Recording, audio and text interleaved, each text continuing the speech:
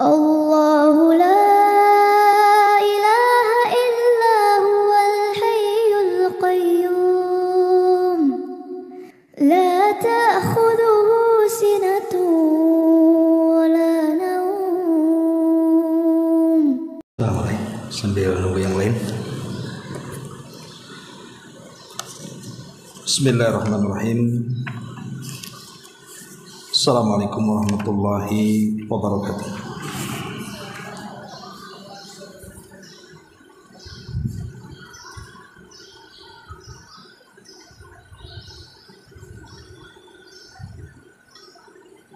Alhamdulillah wassalatu wassalamu ala Rasulillah wa ala alihi wa sahbihi wa mawalah wa la hawla wa la quwata illa billahi wa ba'du.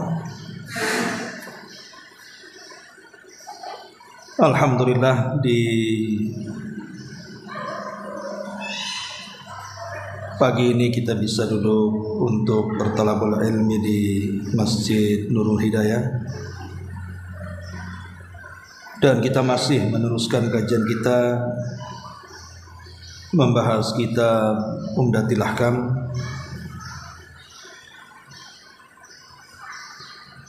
di mana kita sudah masuk ke bab ke-11, bab menghadap kiblat.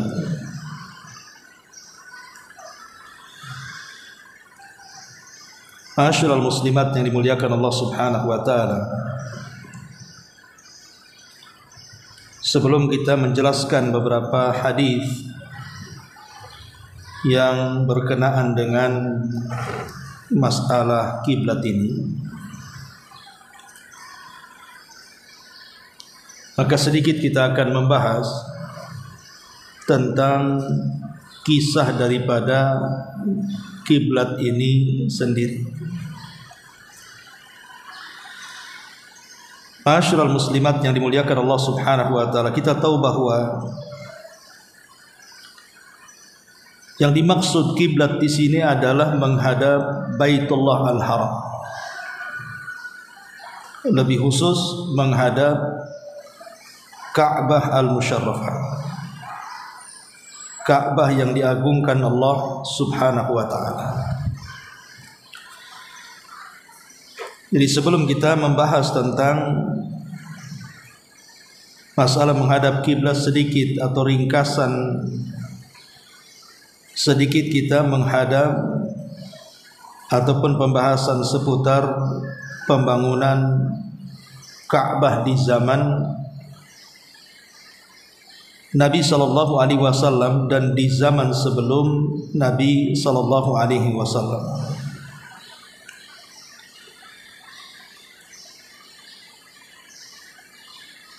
Ma'asyiral muslimat yang dimuliakan Allah Subhanahu wa taala, kita tahu bahwa Ka'bah secara khusus dan Masjidil Haram secara umum adalah tempat yang sangat dimuliakan Allah Subhanahu wa taala. Dan itu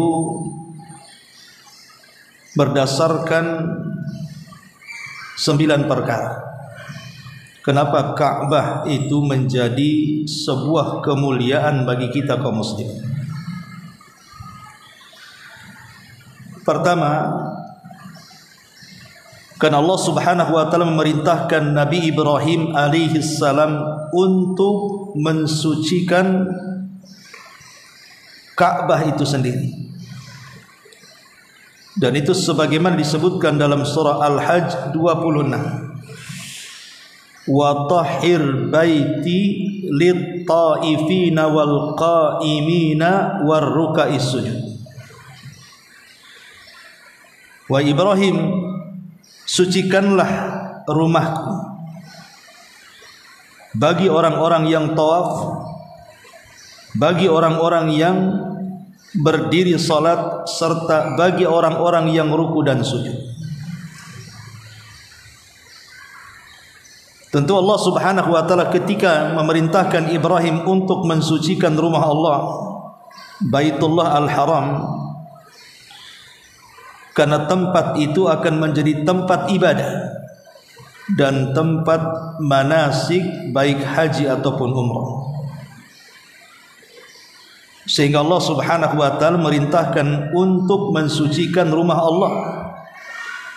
Maksudnya disucikan dari kesyirikan dan juga kemaksiatan-kemaksiatan atau dari kotoran-kotoran secara umum. Ini yang pertama. Yang kedua, mulianya Ka'bah. Karena Allah Subhanahu wa taala mengidhafahkan Ka'bah itu kepada Allah Subhanahu wa taala, di mana kita kenal dengan sebutan Baitullah, rumahnya Allah Subhanahu wa taala. Dan sesuatu yang disandarkan kepada Allah menjadi mulia. Apapun yang disandarkan kepada Allah, maka sandaran itu menjadi mulia. Yang ketiga, bahwa Allah Subhanahu wa taala telah mengharamkan Mekah menjadi kota yang suci sejak Allah menciptakan langit dan bumi. Tentu tidak lain karena kemuliaan Baitullah yang ada di dalamnya.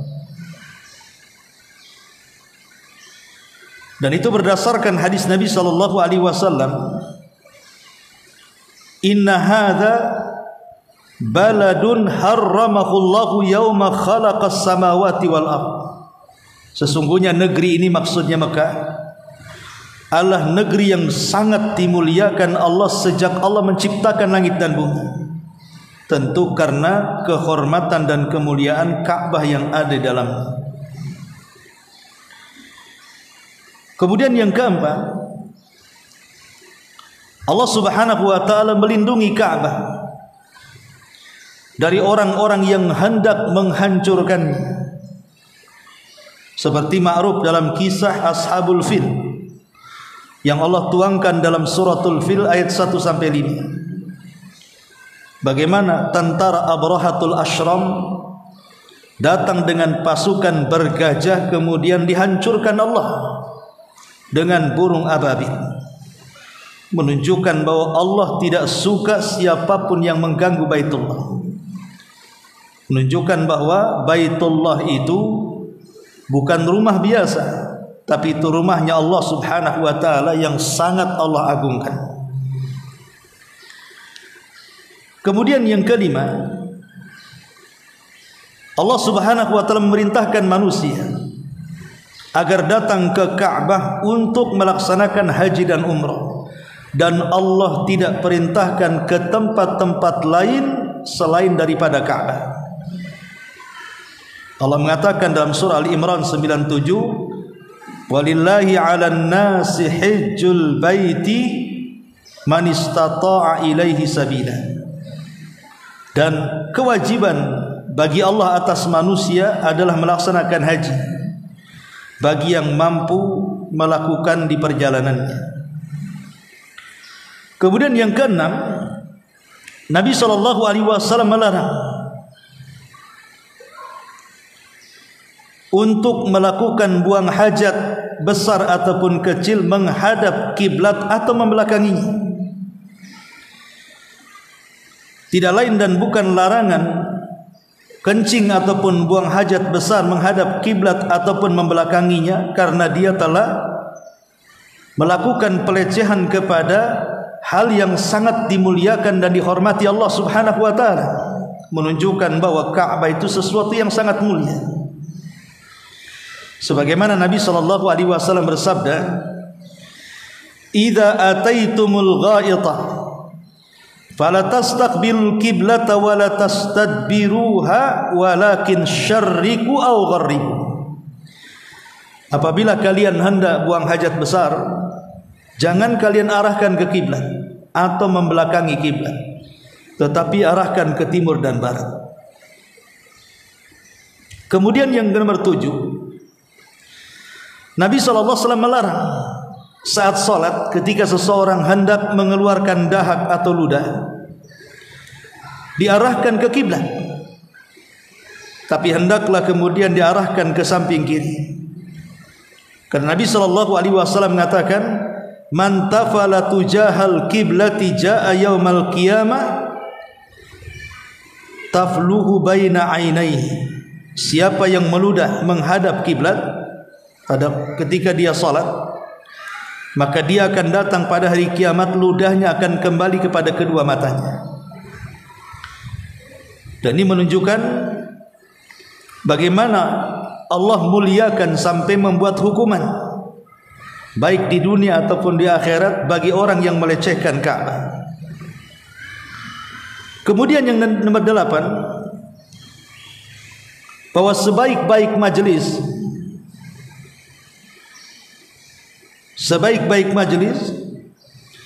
adalah majelis yang menghadapkan dalam majelis itu menghadap kiblat. Kata Nabi SAW, inna likulli syai'in sayyida wa inna sayyidal majalis qubalatal kiblah. Sesungguhnya segala sesuatu itu ada pimpinannya, dan pimpinan majelis itu adalah menghadap kiblat. Dan yang terakhir, bahwa kiblat ataupun Ka'bah adalah tempat yang pertama kali Allah Subhanahu wa taala diibadahi di permukaan bumi. Dan itulah rumah Allah yang pertama kali diletakkan untuk manusia dalam rangka beribadah kepada Allah Subhanahu wa taala. Lah dari 9 perkara ini, maka kita tahu tentang kemuliaan dan keagungan Ka'bah yang merupakan kiblat kaum muslimin. Pertanyaan pun muncul, kapan kiblat ini didirikan? Jadi kapan Ka'bah ini didirikan dan siapa yang mendirikannya? Terjadi silang pendapat di antara para ulama. Siapa yang mendirikan Ka'bah pertama kali? Berkata Ali ibn Abdul Qadir At-Tabari rahimahullahu taala, sebagaimana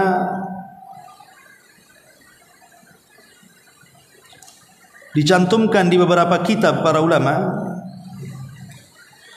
beliau mengatakan, Ali ibn Abdul Qadir At-Tabari rahimahullahu taala, wa buniyat kalba al-ka'batu asy-syarifatu 11 marratan. Ka'bah itu dibangun 11 kali. Jadi sejak didirikan sampai hari ini, Ka'bah itu sudah dibangun 11 kali. Jadi awalnya dibangun, kemudian rusak, dibangun lagi, rusak lagi, dibangun lagi, rusak lagi, dibangun lagi, sampai 11 kali. Dan yang pertama adalah binaul malaikati. Pertama yang membangun Ka'bah adalah para malaikat. Jadi para malaikatlah yang membangun Ka'bah yang ada di bumi ini. Makanya Nabi Allah Adam alaihi salatu wassalam ketika diusir dari sorga, ada yang mengatakan Nabi Adam diturunkan di Sri Lanka dan Hawa diturunkan di Jeddah. Kemudian kedua manusia mulia ini saling mencari, ketemulah di Arafah. Maka mereka pun kemudian berdoa kepada Allah dengan membaca kalimat yang Allah ajarkan tentang kalimat-kalimat taubat. Rabbana zalamna anfusana wa illam taghfir lana wa tarhamna lanakunanna minal khasirin. Maka Allah terima taubatnya. Setelah Nabi Allah Adam diterima taubatnya di tanah haram, di tanah halal, karena Arafah itu sebagiannya halal, sebagiannya haram tanahnya. Makanya boleh orang mengambil mikot di Arafah karena ada tanah haramnya di situ, perbatasan halal haram. Lah ketika Nabi Allah Adam bertobat, dia masih di tanah halal. Kemudian setelah diterima taubatnya, dia masuk ke tanah haram, kemudian menuju Ka'bah, dan Ka'bah sudah ada. Maka Nabi Allah Adam alaihi salatu wassalam kemudian melakukan ibadah. Itulah ibadah pertama yang dilakukan Nabi Allah Adam sebagai manusia pertama yang hidup di bumi. Tapi seiringnya waktu kemudian Ka'bah pun rusak. Kemudian setelah itu dibangun oleh Nabi Allah Adam alaihi salatu wassalam, diperbaiki oleh Nabi Allah Adam alaihi salatu wassalam. Tapi setelah kemudian Adam meninggal dunia, maka Ka'bah pun menjadi rusak.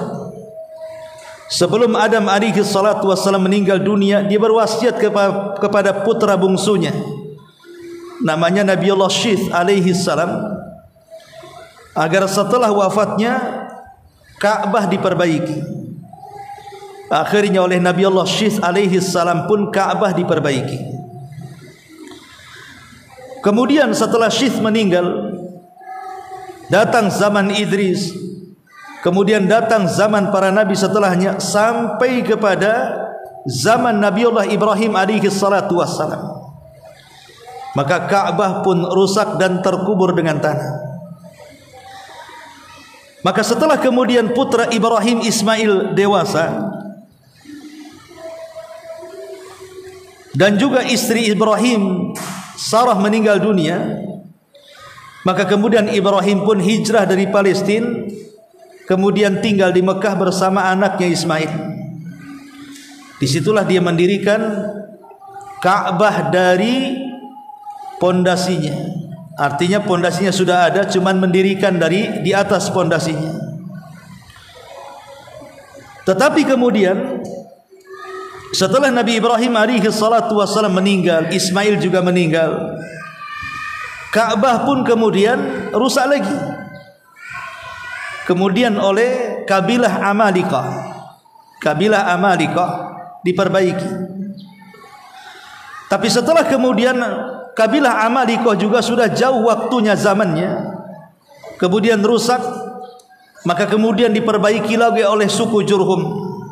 Suku Jurhum ini adalah kabilahnya istri daripada Ismail, karena Ismail itu orang Palestina, bukan orang Arab.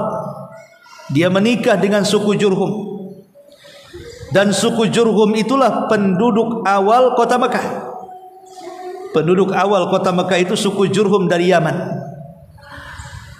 Tapi setelah kemudian Jurhum kalah oleh kabilah Khuza'ah, maka kemudian sedikit demi sedikit ajaran Ismail, ajaran Ibrahim memudar. Karena pemimpin Khuza'ah Amr bin Luhai, kemudian dialah yang mengawali era pergantian keyakinan tauhid menjadi keyakinan syirik. Ketika dia safar, kemudian dia singgah di perkampungan di Syam, dia melihat perkampungan itu banyak yang menyembah berhala. Kemudian Amr ibn Luhai tertarik dengan satu berhala, karena ketika ditanya apa fungsinya, dia mengatakan untuk menurunkan hujan. Dia teringat Mekah itu gersang, perlu hujan. Maka Amr ibn Luhai meminta agar Hubal dibawa. Maka dibawalah Hubal dari Syam, kemudian diletakkan di tengah-tengah Ka'bah. Sejak Hubal berdiri, akhirnya banyak berhala yang merajalela di kota Mekah, sampai zaman Nabi SAW yang disebut dengan zaman jahiliyah. Makanya Rasul mengatakan orang yang pertama kali merubah agama Ibrahim dan Ismail adalah Amr ibn Luhai al-Khuzai. Lah suku Jurhum yang dikalahkan oleh orang-orang Khuza'ah, mereka sempat juga memperbaiki Ka'bah dan juga berhasil menimbun Zam-Zam sebelum diambil oleh Khuza'ah, sehingga Zam-Zam tidak ditemukan ratusan tahun, baru ditemukan di era kakek Nabi SAW Abdul Muttalib. Karena mimpi, kemudian dia mengikuti alir mimpinya, akhirnya mendapatkan petunjuk, digali, maka kemudian air Zam-Zam ditemukan kembali sampai hari ini. Zam-Zam akan terus ada airnya. Kemudian setelah suku Jurhum kalah dengan Khuza'ah, kemudian Ka'bah roboh. Maka oleh Bani Qusay, kakek buyut Nabi SAW Qusay, kemudian dibangun kembali dan diperbaiki. Tapi kemudian setelah zamannya waktu berlalu, terjadi perang di masa Quraisy dan juga terjadi banjir di masa Quraisy, sehingga perang dan juga banjir itu merobohkan sebagian bangunan Ka'bah. Maka Al-Walid ibn Mughirah dan juga para pembesar Quraisy ketika itu hendak memperbaiki Ka'bah. Tapi sebagian mereka takut karena peristiwanya robohnya Ka'bah itu mereka masih teringat dengan peristiwa tragedi Abraha yang dihancurkan. Mereka takut kalau Ka'bah dirobohkan kemudian dibangun ulang akan muncul burung ababil. Tapi Al-Walid ibn Mughirah memastikan bahwa beda kita dengan Abraha. Kalau Abraha itu datang menghancurkan, kalau kita datang memperbaiki. Biar aku coba dulu robohkan, kalau sesuatu terjadi aku yang menang. Maka Al-Walid ibn Mughirah merobohkan dan tidak terjadi apa-apa. Kemudian setelah dirobohkan mereka pun berdiskusi dari mana biaya membangunnya. Maka orang-orang Quraisy sepakat, pokoknya masing-masing orang menyumbang untuk membangunnya dengan syarat dana yang masuk dari dana yang halal, bukan yang haram.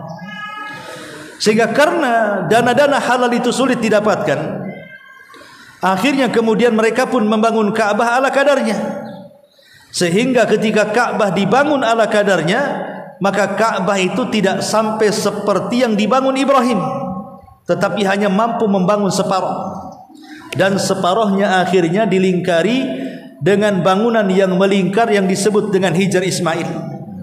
Sebenarnya Hijr Ismail itu bagian daripada dalam Ka'bah, tapi karena kurang dananya akhirnya separuh saja. Untuk menunjukkan itu areal Ka'bah dibuatlah tembok melingkar. Jadi kalau orang solat di Hijr Ismail, dia sudah solat di dalam Ka'bah sebenarnya. Dan biasanya kalau umrah itu ada waktu-waktunya. Kalau perempuan itu jam 9 biasanya diperbolehkan solat di Hijr Ismail, kalau laki-laki malam. Wallahu a'lam. Lah tapi kemudian setelah Quraisy membangunnya dan kurang dana sehingga hanya dibangun separuh, Ka'bah ini pernah hancur kembali di zaman Khalifah Abdullah ibn Zubair.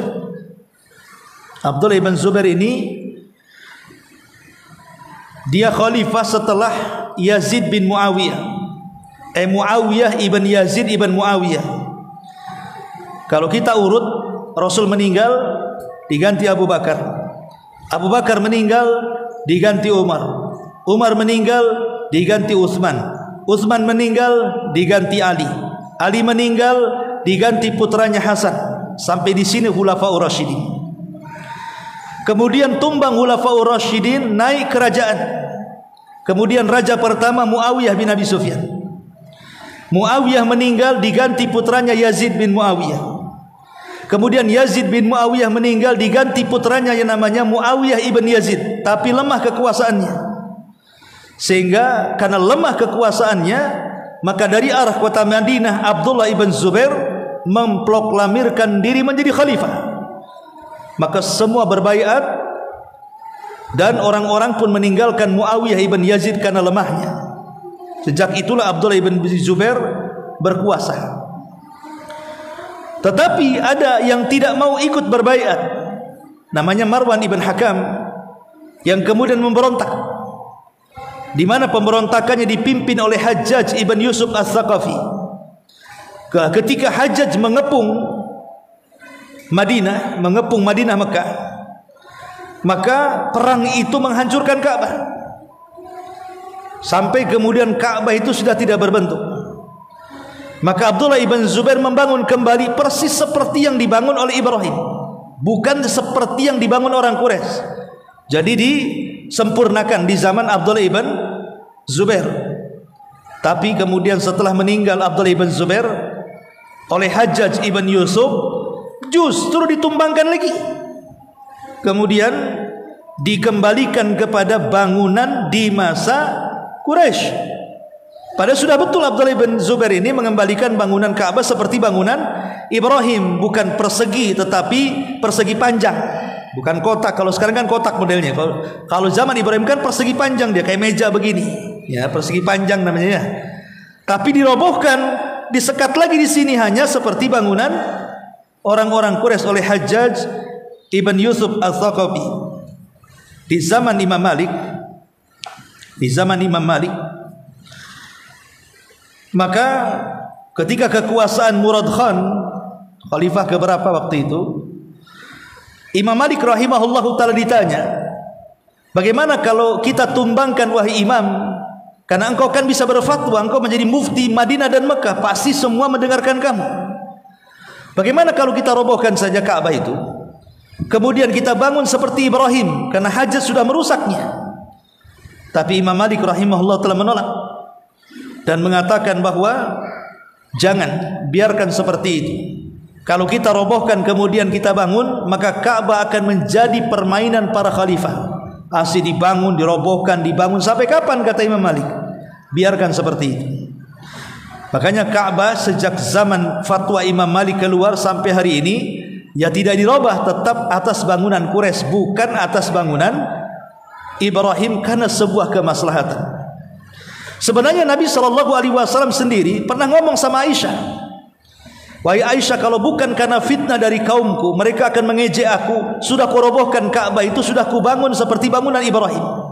Tapi karena aku takut fitnah, maka aku tidak berani, kata Nabi. Menunjukkan Nabi SAW juga hati-hati dalam berdakwah. Jangan sampai menyinggung hati-hati orang-orang awam.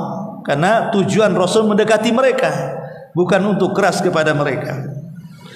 Ma'asyiral muslimin wal muslimat rahimakumullah. Tetapi kalau kita ringkas dari pembangunan Ka'bah ini, berarti di sini ada hal yang diperselisihkan dan ada hal yang disepakati. Adapun yang diperselisihkan, Ka'bah dibangun para malaikat, kemudian dibangun Nabi Adam, kemudian dibangun Nabi Syith,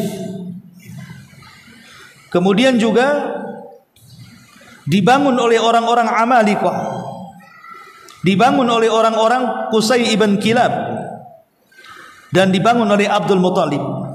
Tapi yang disepakati berdasarkan Quran, Ka'bah itu dibangun oleh Ibrahim alaihi salatu wassalam. Karena Quran yang mengatakan seperti itu. Wa id yarfau Ibrahimu qawaida minal baiti. Dan ingatlah ketika Ibrahim meninggikan bangunan Baitullah. Dari sini kita tahu nas Al-Quran mengatakan bahwa yang membangun Ka'bah itu Ibrahim. Walaupun Ibrahim tidak membangun dari pondasi, karena Allah mengatakan meninggikan, bukan membangun dari pondasi. Lah siapa yang memondasi? Itulah yang jadi perselisihan ulama tadi. Ada yang mengatakan malaikat, ada yang mengatakan Adam, ada yang mengatakan Syis, dan begitu seterusnya. Ya. Kemudian juga yang disepakati adalah pembangunan orang-orang Quraisy. Itu sepakat orang-orang Quraisy berdasarkan sejarah. Kalau kita membaca sejarah Nabi, ketika Nabi berusia belasan tahun, terjadi perang antara kabilah-kabilah itu, sehingga perang itu menjadikan Ka'bah rusak. Sehingga Nabi SAW akhirnya bersama para pembesar Quraisy memperbaiki Ka'bah. Tapi dananya tidak cukup, karena dari dana yang halal, akhirnya Ka'bah itu hanya dibangun separuh dan separuhnya menjadi Hijr Ismail. Ma'asyiral muslimat yang dimuliakan Allah Subhanahu wa taala, di antara sejarah pembangunan Ka'bah dari zaman ke zaman. Baik, ma'asyiral muslimat yang dimuliakan Allah Azza wa Jalla, kita baca satu hadis dari bab menghadap kiblat ini. An Ibni Umar radhiyallahu anhuma anna Rasulullah sallallahu alaihi wasallam kana yusabbihu ala dhahri rahilatihi haitsu kana wajhuhu yumi'u bi ra'sihi wa kana ibnu Umar yaf'aluhu wa fi riwayatin kana yutiru ala ba'irihi wa li muslimin ghaira annahu la yusalli 'alaiha al-maktubata walil Bukhari illa al-faraid. Ibnu Umar radhiyallahu anhu mengatakan bahwa Sesungguhnya Nabi SAW mengerjakan sholat sunnah di atas punggung unta kemanapun arahnya menghadap. Artinya tidak mesti arah kiblat. Beliau memberikan isyarat dengan kepalanya. Ibnu Umar pun melakukan hal yang sama. Dalam riwayat Nabi melakukan sholat witir di atas unta. Dalam riwayat Muslim dikatakan akan tapi Nabi tidak mengerjakan sholat wajib di atas unta. Dalam riwayat Bukhari dikatakan kecuali sholat wajib Nabi tidak mengerjakan di atas unta. Artinya solat wajib tidak boleh dikerjakan di atas kendaraan. Yang boleh dilakukan di atas kendaraan itu hanya solat sunnah saja. Lalu macam mana orang-orang yang ada di pesawat, di kereta, di bus dan yang semacamnya? Kalau mereka bisa turun. Artinya umpamanya kalau turun masih bisa dijamak. Pesawat terbang jam 11. Kemudian landing turun jam 4. Berarti kan masih bisa dijamak tuh antara zuhur dan asar. Jangan solat di pesawat, solat di darat. Karena tidak sah hukumnya solat di atas kendaraan, solat wajib itu. Kecuali darurat. Darurat itu kalau seandainya pesawatnya jam 11, kemudian nanti datangnya tengah malam seperti orang umroh 8 jam gitu ya, maka darurat, terpaksa solat di pesawat namanya. Karena tidak mungkin turun. Tapi kalau memungkinkan turun. Karena pada dasarnya solat wajib tidak boleh dilakukan di kendaraan. Yang boleh dilakukan itu hanya solat sunnah saja. Ma'asyiral muslimat yang dimuliakan Allah Subhanahu wa taala, hadis ini menjelaskan kepada kita tentang hukum orang itu boleh tidak menghadap kiblat dalam beberapa kondisi. Salah satunya di sini saat salat sunnah dan dia berada di atas kendaraannya. Pada dasarnya dia boleh ketika takbiratul ihram menghadap kiblat. Selebihnya kendaraan mau mengarah ke mana saja tidak ada masalah. Kemudian yang kedua, dalam kondisi sakit. Dalam kondisi sakit seseorang boleh tidak menghadap kiblat. Umpamanya dia terbaring. Kalau umpamanya digerakkan ke arah kiblat akan memadaratkan sakitnya, tidak usah, biarkan kemana dia menghadap, disitulah dia sholat. Kemudian yang ketiga, dalam kondisi takut, seperti dalam peperangan yang berkecamuk. Sekarang kan banyak perang nih ya. Ada Thailand, Kamboja, ada Israel, Palestina, ada Rusia, Ukraina, wallahu alam negara mana lagi mau perang. Tapi dalam kondisi perang ini yang disebut dengan salatul khauf, salat dalam posisi takut, itu tidak disyaratkan menghadap kiblat, yang penting salat. Karena Allah Subhanahu wa taala mengatakan, fa aina ma tuwallu fa thamma wajhullah, kemanapun kalian arahkan disitulah wajah Allah Subhanahu wa taala. Dan yang ketiga, hal as-safar, dalam kondisi safar dengan kendaraan masa kini. Kalau kendaraan masa dulu pakai kuda, pakai unta masih bisa lah dihadapkan ke kiblat sebentar kemudian diarahkan ke tempat lain kan. Tapi kalau pesawat kan tidak mungkin kita datang ke pilot gitu, bang ke kiblat sebentar bang, nggak bisa kan. Yang ngikutin arah pesawat kan itu ya. Atau kereta yang lurus nggak belok-belok, ya bus begitu juga. Maka kalau dalam posisi safar dan dia tidak bisa turun dari kendaraan, maka dia boleh menghadap ke arah kiblat atau ke arah yang lainnya. Inilah diantara perkara seseorang itu boleh menghadap kiblat dan tidak menghadap kiblat. Kemudian juga hadis yang lainnya,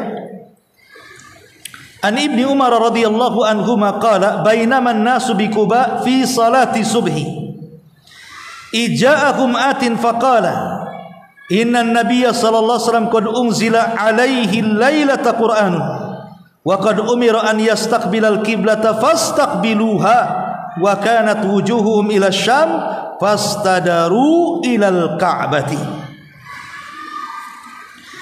Ibnu Umar menuturkan bahwa orang-orang yang berada di Kuba sedang mengerjakan salat subuh. Tiba-tiba ada orang yang datang dan mengatakan, sungguh semalam Al-Quran telah turun kepada Nabi. Beliau diperintahkan untuk menghadap kiblat. Oleh karena itulah menghadaplah kalian kiblat. Tatkala itu wajah-wajah mereka menghadap ke Syam, mereka lantas berputar 180 derajat ke arah Ka'bah. Ma'asyiral muslimat yang dimuliakan Allah Subhanahu wa taala. Hadis ini menjelaskan tentang sejarah pengalian kiblat. Jadi Nabi SAW seketika di Mekah, beliau menghadap dua kiblat. Jadi ketika beliau di Mekah, beliau menghadap dua kiblat. Jadi sambil menghadap ke Syam, dia pun menghadap ke Ka'bah. Umpamanya Syam di sana, ya Ka'bah di sini, ya Nabi sholat di sini. Jadi sekalian ke Ka'bah, sekalian ke Syam ketika di Mekah. Dua kiblat diarahkan. Tapi ketika di Madinah mustahil menggabungkan dua kiblat, karena antara Mekah dan Syam itu balik dan belakang kan begitu ya. Kalau menghadap ke Syam membelakangi Ka'bah, kalau menghadap Ka'bah membelakangi Syam. Sehingga Nabi SAW selama 6 bulan berada di, ada yang mengatakan 9 bulan berada di Madinah, Nabi menghadapkan kiblatnya ke arah Syam dan membelakangi Ka'bah. Tapi setelah 6 bulan, yang mengatakan 9 bulan, turun ayat ujian bagi kaum muslimin tentang pengalihan kiblat dari Baitullah Al-Maqdis menuju Baitullah Al-Haram. Di sini Nabi diuji oleh Allah Subhanahu wa taala. Kenapa? Karena pengalihan kiblat ini Nabi dicemooh. Orang-orang Yahudi mengatakan, itu agama apa itu katanya? Masa agama main-main kiblat katanya? Ini agama enggak benar. Memprovokasi orang Yahudi itu. Orang-orang musyrik malah mengatakan, gimana si Muhammad itu? Kemarin dia sholat menghadap Baitul Maqdis, sekarang menghadap ke kiblat kami. Jangan-jangan dia mau balik lagi ke agama kami gitu. Orang-orang musyrik buat gaduh lagi. Akhirnya kemudian sempat Nabi goncang gara-gara pengalihan kiblat ini. Tapi ini ujian bagi kaum muslimin. Makanya kemudian Nabi SAW dengan tegas, Allah sudah memerintahkan kita menghadap kiblat, hadapkan ke kiblat, belakangi Baitul Maqdis. Ada yang mengatakan alasannya, kenapa Nabi SAW bertahan beberapa bulan menghadap Baitul Maqdis? Karena yang dihadapi di Madinah itu bukan orang musyrik, tapi orang Yahudi. Jadi dengan menyamakan kiblat, mudah-mudahan hati Yahudi tertarik masuk Islam gitu ya. Tapi sudah beberapa bulan tidak ada satupun Yahudi yang masuk Islam. Jengkel Nabi. Ini sudah didekati, kiblatnya sudah disamakan, tak juga mau masuk Islam kan? Akhirnya Nabi selalu memandang ke langit dan ingin kiblatnya dirubah. Sejak itulah turun ayat, qad nara taqalluba wajhika fis sama' falanuwalliyannaka qiblatan tardaha. Kami sudah melihat wajahmu selalu ditengadahkan ke langit, dan kami tahu engkau suka arah kiblat. Maka Rasulullah mengatakan, fawalli wajhaka syatral masjidil haram. Sekarang malam ini juga arahkan wajahmu ke Masjidil Haram. Masalahnya ketika ayat ini turun, orang-orang yang di Kubah tidak tahu. Karena kita tahu bahwa Kubah ke kota Madinah kan cukup setengah jam naik bus itu kan. Kalau jalan kaki bisa 2 jam kan itu ya. Jadi cukup jauh, orang-orang Kubah tak tahu, apalagi turunnya di malam hari. Lah ketika esok hari orang-orang Kubah sedang sholat subuh, mereka tidak tahu kalau kiblat sudah dipalingkan. Mereka sedang sholat subuh menghadap Baitul Maqdis. Ketika rakaat pertama selesai, masuk ke rakaat kedua, utusan Rasul baru datang memberitahu, ala wa innal kiblata qad surifat. Kiblat sudah dialihkan, jangan lagi menghadap Baitul Maqdis. Bayangkan dalam posisi ruku di rakaat kedua, sahabat berputar 180 derajat. Bayangkan. Tadinya menghadap Baitul Maqdis ke sana, 180 derajat putar ke sana. Dalam posisi ruku mutar. Setelah mereka sholat, mereka menghadap Nabi, ya Rasulullah, apakah rakaat pertama kami sia-sia? Karena turun ayat itu turun semalam, sementara kami tidak tahu apakah rakaat kami sia-sia, apakah rakaat yang kedua saja yang diterima. Maka Allah Subhanahu wa taala turunkan ayat bahwa sholat kalian diterima, baik rakaat pertama atau rakaat kedua. Baik rakaat pertama menghadap Baitul Maqdis karena ketidaktahuan, atau rakaat kedua menghadap Ka'bah setelah pemberitahuan. Allah tidak akan menyia-nyiakan salat kalian, kata Allah. Dari sini maka sejak pengalihan kiblat dari Baitul Maqdis ke Baitul Haram, sejak itu kiblat kaum muslimin tidak pernah berubah sampai hari ini, bahkan sampai kiamat, bahkan sampai Ka'bah dihancurkan oleh Dzuswaikotaini di akhir zaman. Tetap arah kita ke Ka'bah. Kemudian hadis yang terakhir di sini, An Anas bin Sirin qala, istaqbalna Anasan hina qadima min asy-Syam falaqinahu bi aini tamri fara'aituhu yusalli ala himar wa wajhuhu min dza'al janib yakni an yasaril qiblah faqultu ra'aituka tusalli ghairil qiblati faqala laula anni ra'aitu an-nabiyya sallallahu alaihi wasallam yaf'aluhu ma fa'altuhu. Anas bin Sirin mengatakan, kami menyambut kedatangan Anas bin Malik ketika dia tiba di Syam. Kami menemuinya di satu tempat namanya Ainu Tamr. Kulihat dia mengerjakan solat di atas keledai dan wajah beliau menghadap ke arah ini. Maksudnya ke sebelah kiri kiblat, tidak menghadap kiblat langsung. Anas bin Sirin bertanya, kenapa tadi aku melihat engkau wahai Anas mengerjakan solat tidak menghadap kiblat? Maka Anas bin Malik menjawab, sekiranya aku tidak melihat Rasul pernah mengerjakannya, enggak mungkin aku kerjakan, kata. Aku ini mengerjakan seperti yang dikerjakan Nabi.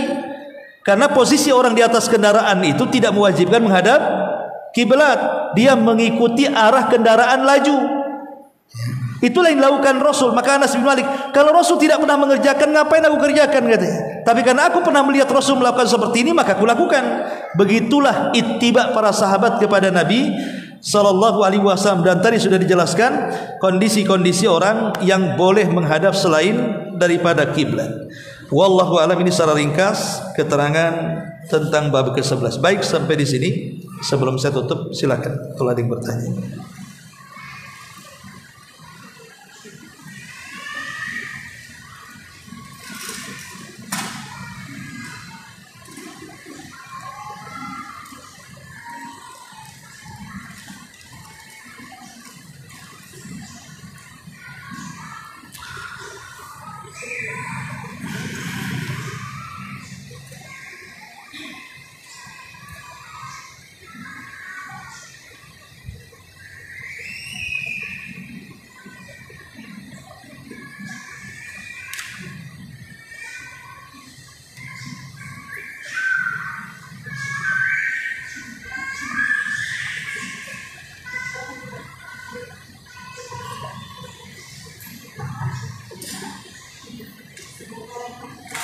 Waalaikumsalam.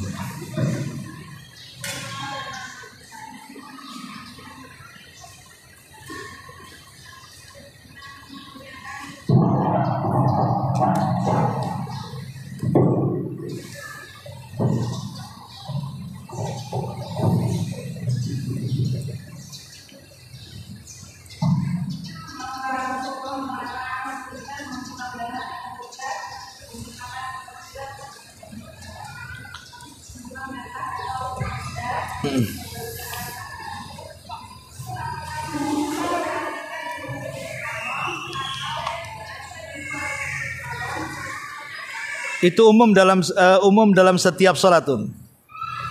Umum dalam setiap salat. Iya, jadi ketika salat sunnah, salat wajib di masjid sini, di Masjidil Haram, di Masjid Nabawi, pokoknya di semua masjid, ketika salat di rumah, umpamanya nih, ibu habis makan lupa sikat gigi. Kemudian ada satu butir nasi nempel di gigi, kan biasanya tekunyah tuh. Gitu kan? Jangan gini, jangan gitu. Tapi ludahkan ke kiri. Nah, gitu. Atau kalau tidak, mungkin ibu pakai jilbab bisa. Namanya pakai jilbab, taruh di jilbabnya. Tapi jangan diludahkan. Jangan begitu. Nanti pada hari kiamat ludah akan balik ke mukanya. Ya. Itu maksudnya. Ya.